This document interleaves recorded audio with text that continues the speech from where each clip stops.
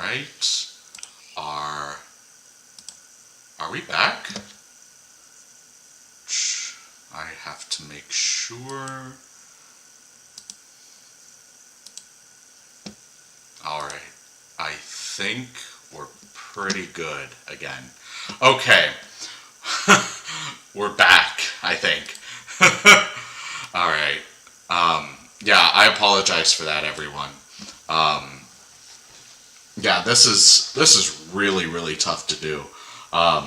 So, when I was still trying to figure out the identity of the channel, I was thinking about doing a lot of gaming videos. So I picked up this pretty cheap webcam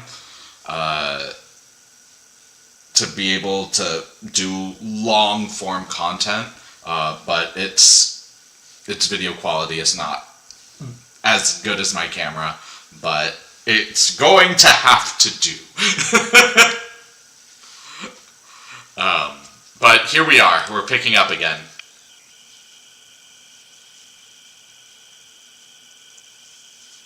I see and hear you now. Great, great. I'm really glad. Trying to do my best to keep it together. But that's okay. We're doing okay.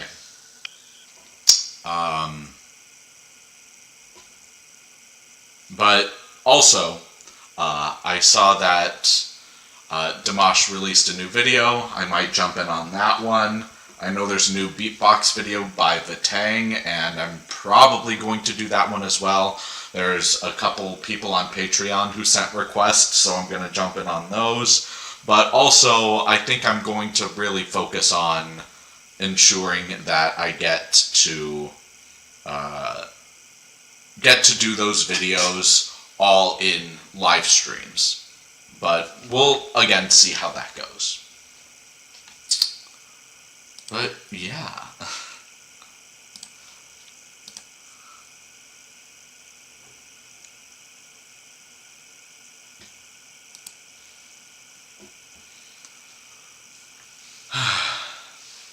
And that's the vibe right now, but we're hanging in there. We are hanging in there. But with all of that said and done, yeah, so we were talking about coffee and espresso beverages. So, yeah, so one of the drinks that I was really proud that I made at one of my previous coffee shops was a perfect latte. A beautifully pulled, really just nice handcrafted latte. It had cinnamon, Cajun seasoning, and I think some chili powder with it, with whole milk. Whole milk steams really, really well. The fat content of it ensures that it comes through really nice. Eric Grinwell's Hallelujah? I'm pretty sure... Hold on. Is that one not out yet? It's not. Okay. Yeah, Eric Grinwell's Hallelujah is on my Patreon. I have to finish editing it for YouTube because trying to figure out all of the little details for getting it through on YouTube is always really difficult. But it will be out on YouTube soon. But it is on my Patreon right now if you want to check it out there. And that's the full, uninterrupted, full extended version of it. So I always recommend that one. But it will be out on YouTube very soon, so fear not.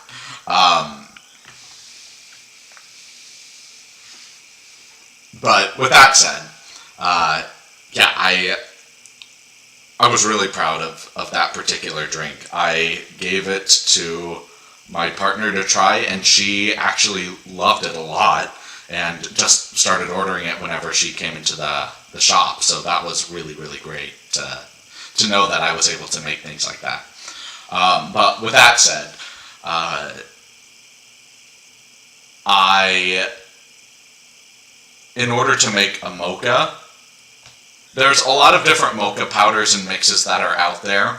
I think using Ghirardelli chocolate for mocha is the best chocolate to use, in my opinion. At least from what I've tried so far, and I've tried a lot. But there's obviously a lot more that I haven't tried, so I'm going to go out and experiment. But I think using Ghirardelli chocolate, using a whisk to integrate that into the espresso itself, and then pouring the milk, finishing it with whipped cream if you like. It's obviously not necessary. I think doing latte art in hot chocolates or mocha-based beverages is really, really good looking because it makes the espresso darker and makes the latte art more profound, more visually appealing. And maybe sprinkling some cinnamon on that or some chocolate powder, maybe even chocolate curls give a little bit of extra richness to it. Yeah. Oh, yeah.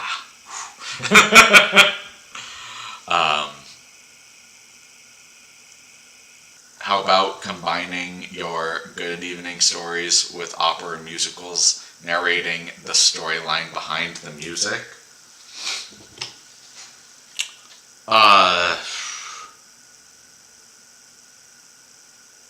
I'm not really sure how that would work because when it comes to opera, there are super titles, but if you're watching them online, they're most likely subtitles, where you're reading the story as you're listening to it. So I'm not really sure how that would go. And for musicals, it's not it, even though it's being sung in English, most likely, depending on the origin of the musical. You have to listen to it in order to understand the story. Plus, you can visually see what's happening, so I'm not really sure how that would work. Plus, I'm a big believer in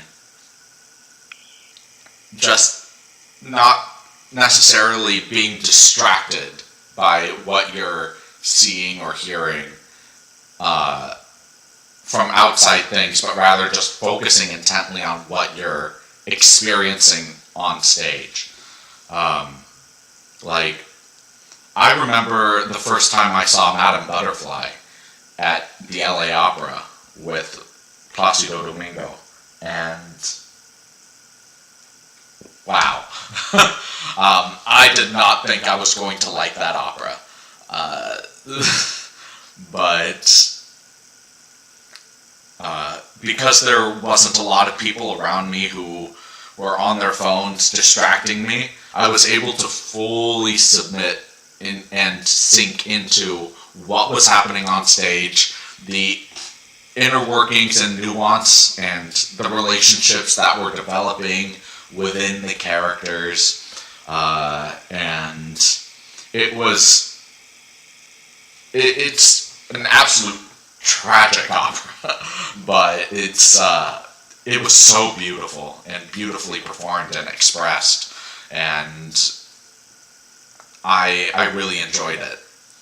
And ultimately, it's not something that I would go back and revisit a lot, but ultimately I really enjoyed what it meant, and that's primarily because I'm not distracted by anything. I'm focusing very intently on what is happening in the present moment, not being distracted by anything.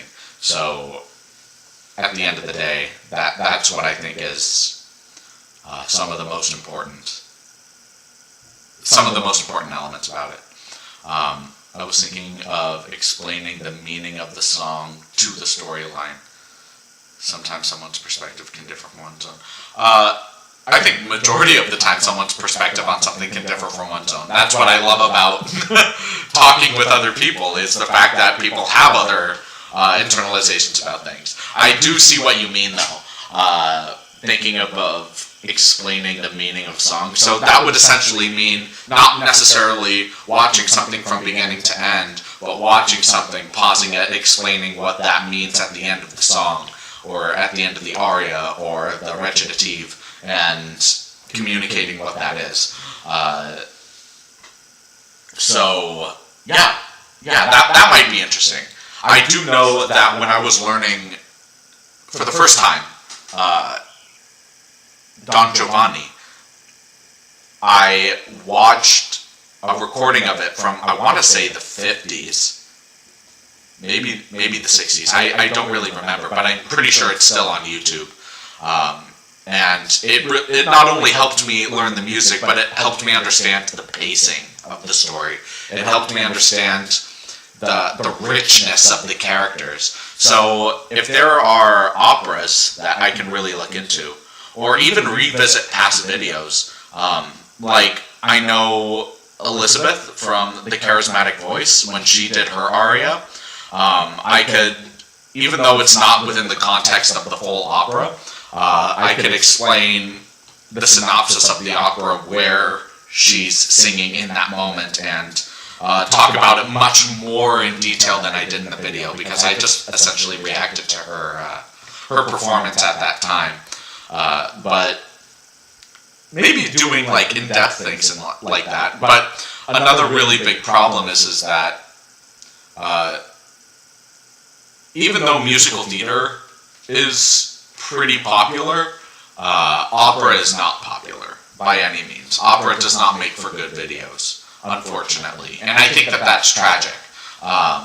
But it's just what it is. People have a very particular mindset about opera being extremely boring, extremely long, and there not being really any substance. It's just, there's just nothing there, and even though that's a horrible misconception, it's what it is, and it just doesn't make for good videos. You have to make it really appealing, really interesting, and on top of that, you need to be able to have an audience big enough to want to see you regardless of whatever it is that you're doing. You have someone like Elizabeth from The Charismatic Voice or Peter Barber, who have pretty big audiences as classical musicians. But it's not as though they're deeply analyzing all forms of opera. It's more like they have particular, they're well-trained musicians, and that's what being an opera singer means to people. It's not necessarily as though they want to hear, hey, I want to hear you sing opera, which could be the case in some instances, but it's more of, I see you as a well-trained musician, please react to this metal song, please react to this rock song, please react to these foreign songs, and hearing your professional classical take on it. So, at the end of the day, classical music videos or opera videos don't really, they don't sell well. But I might do musical stuff that goes a little bit better, but I don't know, like, musical stuff really isn't my wheelhouse. I'm not really that excited for musicals. I've seen several musicals, and I think many of them are absolutely wonderful and profound and moving and incredible.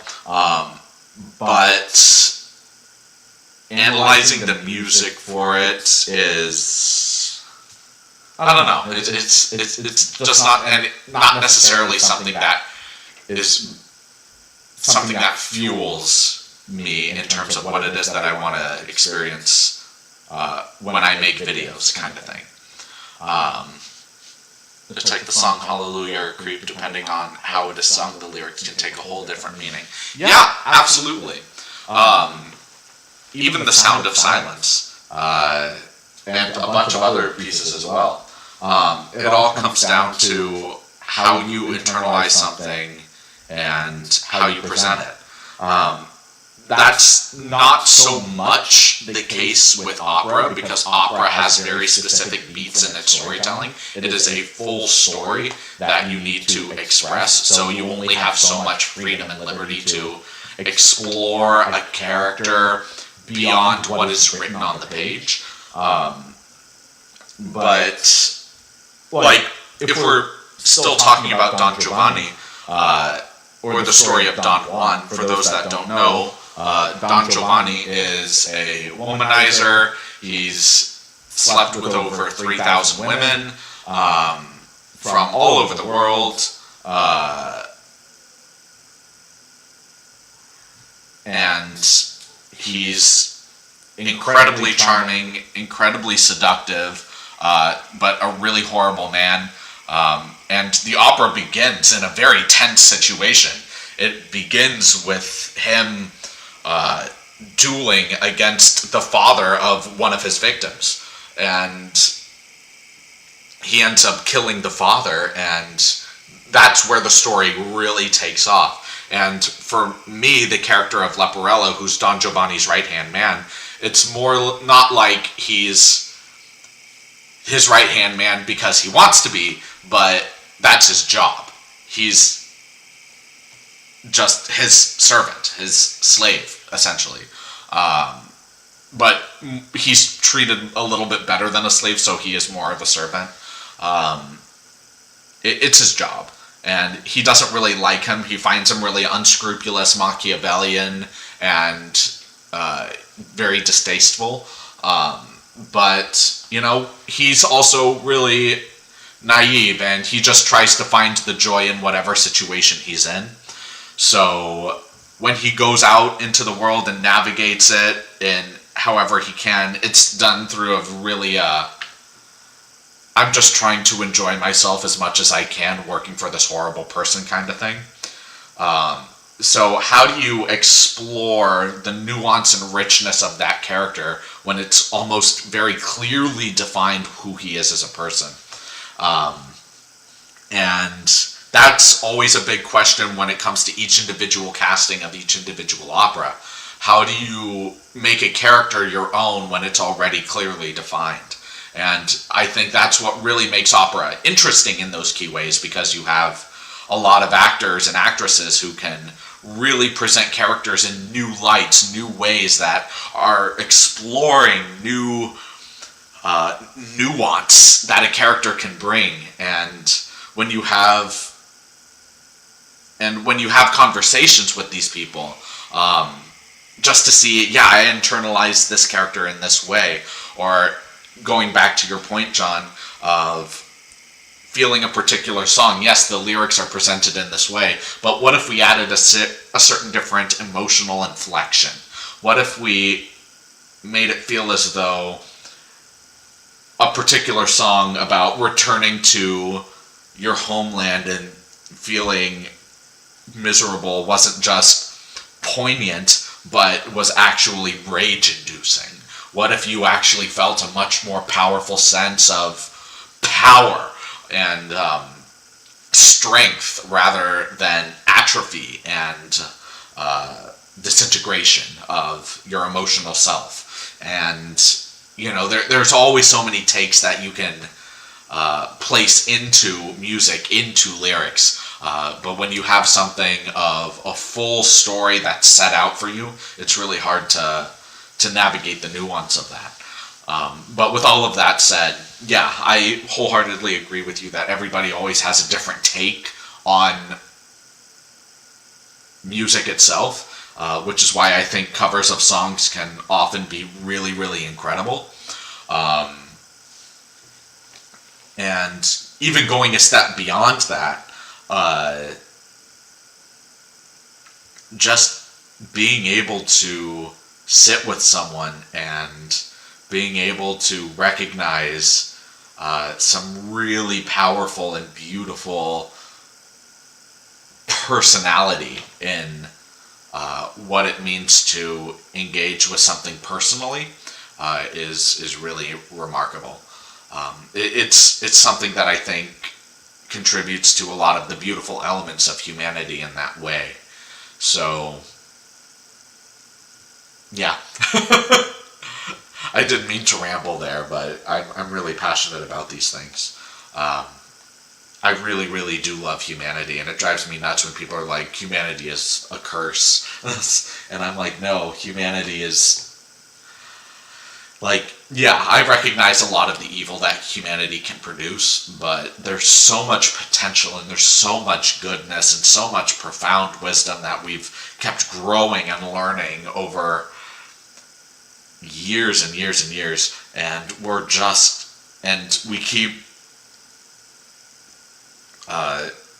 we keep each new generation going, educating them on what the previous generations have learned. The new generations rebel against the old generations, trying to find their own sense of identity, but ultimately still use the knowledge they've learned from previous generations to better future generations and their present generation. There's just so much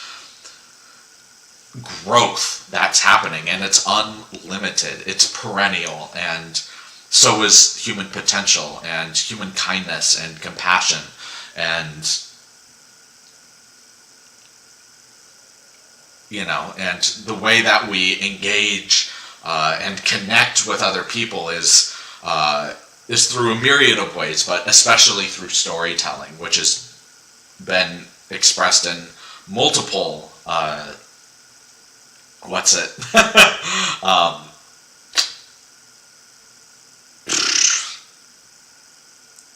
multiple tribes, traditions, races, etc. But yeah, it's just wonderful. I absolutely love it. Love humanity, and the more that we can express creativity, nuanced thinking, like I've already mentioned this before in past videos, but for those who are new to the channel, my friend group is a very small friend group.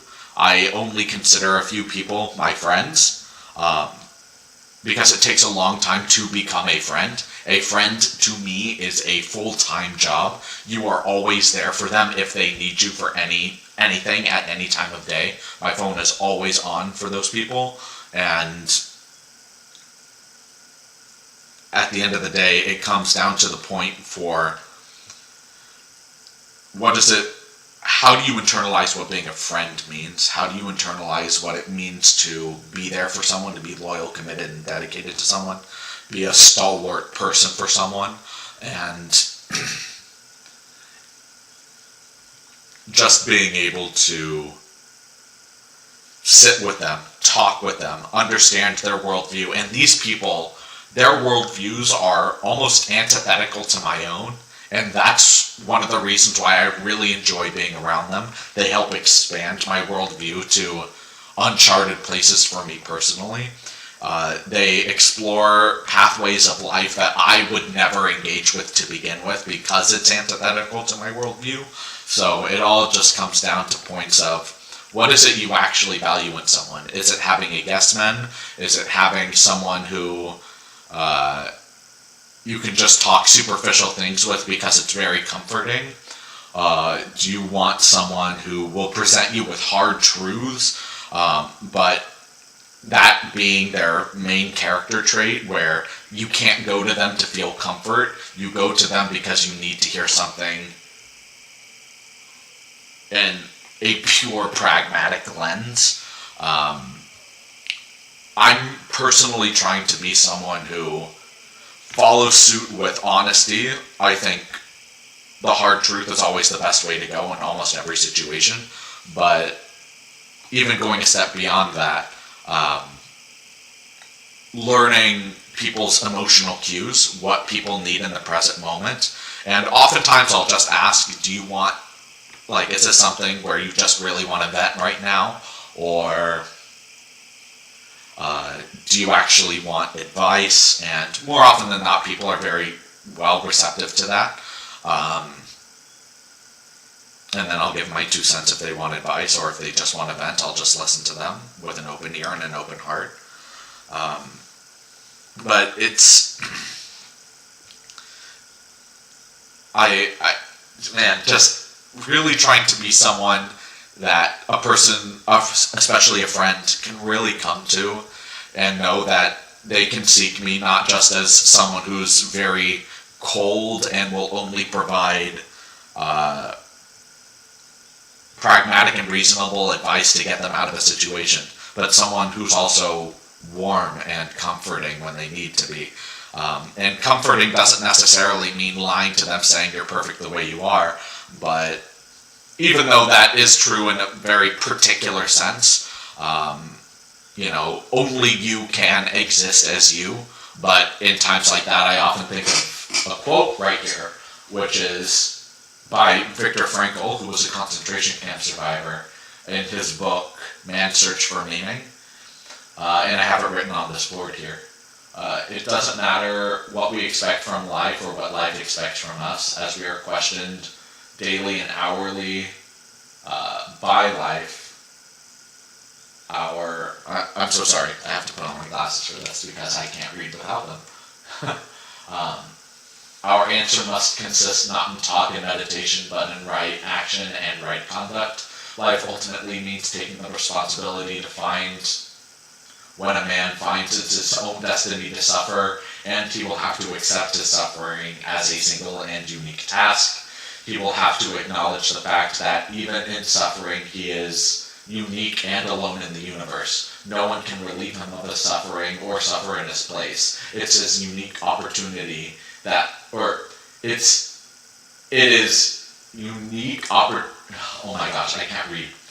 It's his unique opportunity, that which lies in the way in which he bears his burden.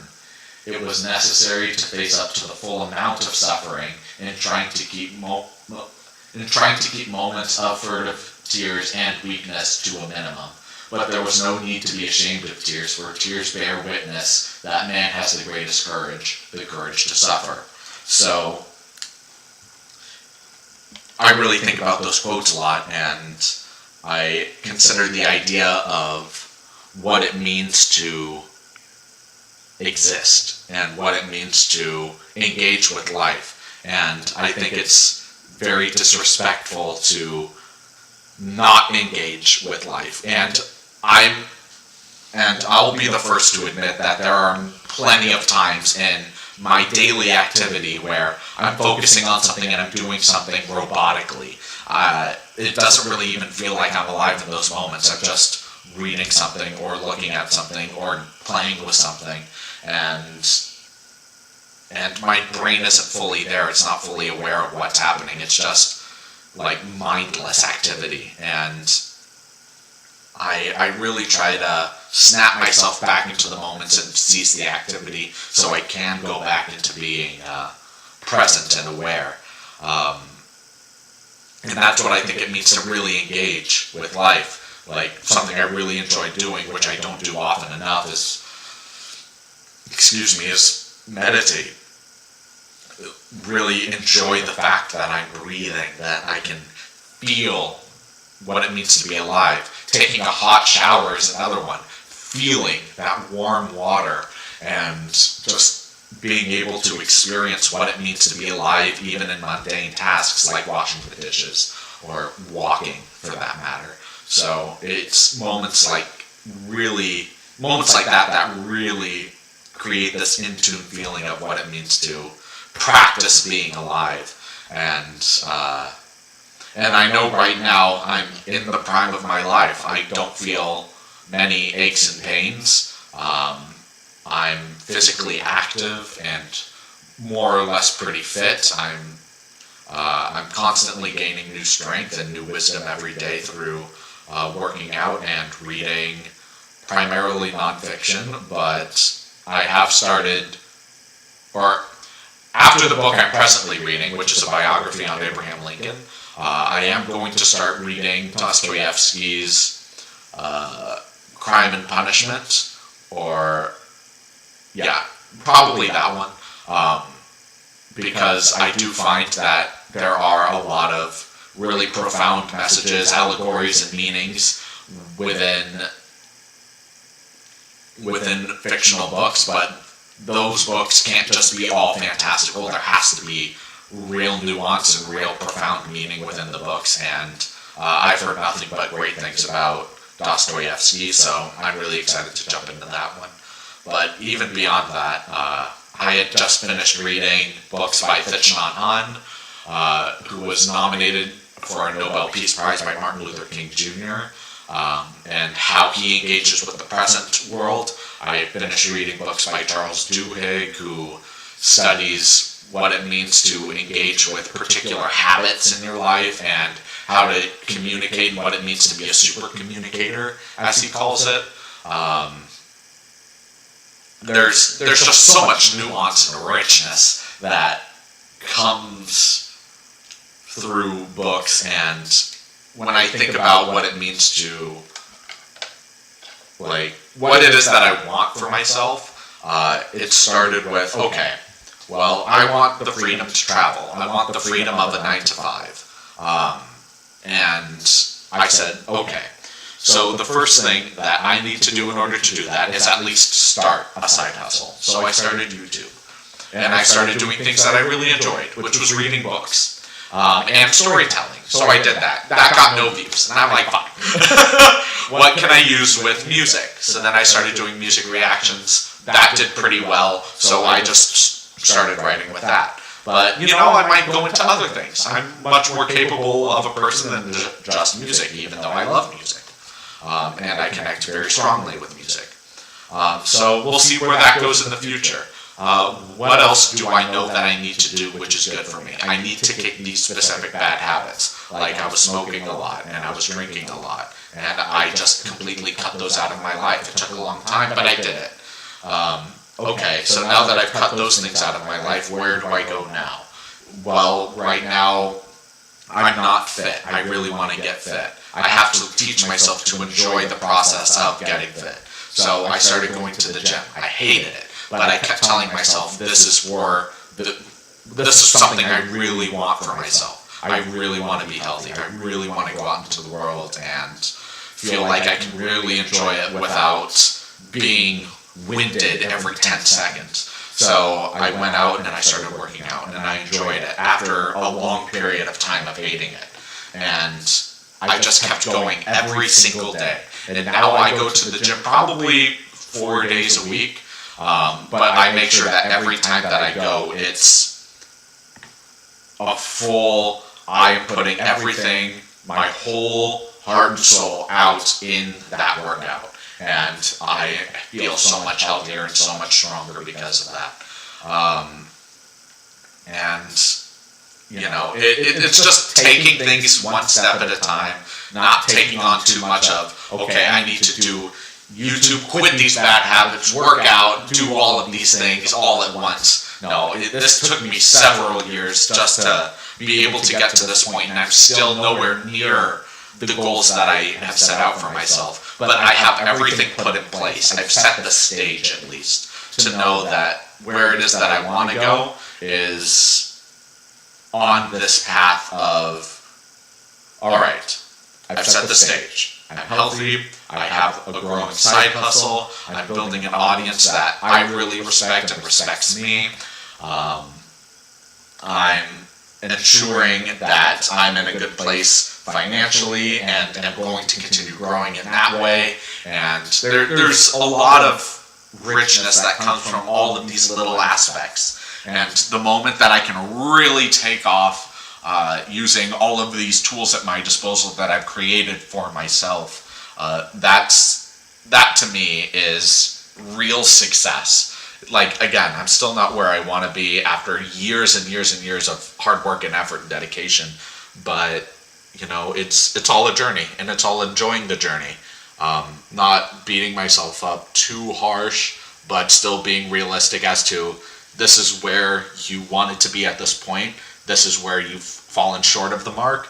This is where you can improve in terms of where you're going from this point moving forward. And I think that is the best I can do. And, you know, I tell my parents all the time that I just do my best. And in a way, that feels like not necessarily a lie, but there's always a feeling inside of me like I could be doing more. But at the end of the day, I really am just trying my best. There are moments when I do fall into distraction. There are moments when I do submit into cravings. But at the end of the day, I'm just trying my best. And I think that's all any of us can really ask for in our day-to-day, you know? So, yeah, with all of that said and done, with both of these live streams, I'll say that it has been roughly an hour. The first being just shy of 30 minutes, and this one being just over 30 minutes. So, with all of that said, I really appreciate your patience in this regard. I know that the webcam is really bad quality, and I really apologize for that. My camera is just a nightmare. But with all of that said, I want to thank all of you for being here watching not just these live streams, but these videos. And I really appreciate your patience as I continue to get more videos out. I will try to have Eric Grinwall's Hallelujah out within the next 24 hours on YouTube. And if you guys are subscribed to Patreon, I will do everything I can to make sure that I am uploading there as frequently as I possibly can. I really am doing my best to upload as much as I can.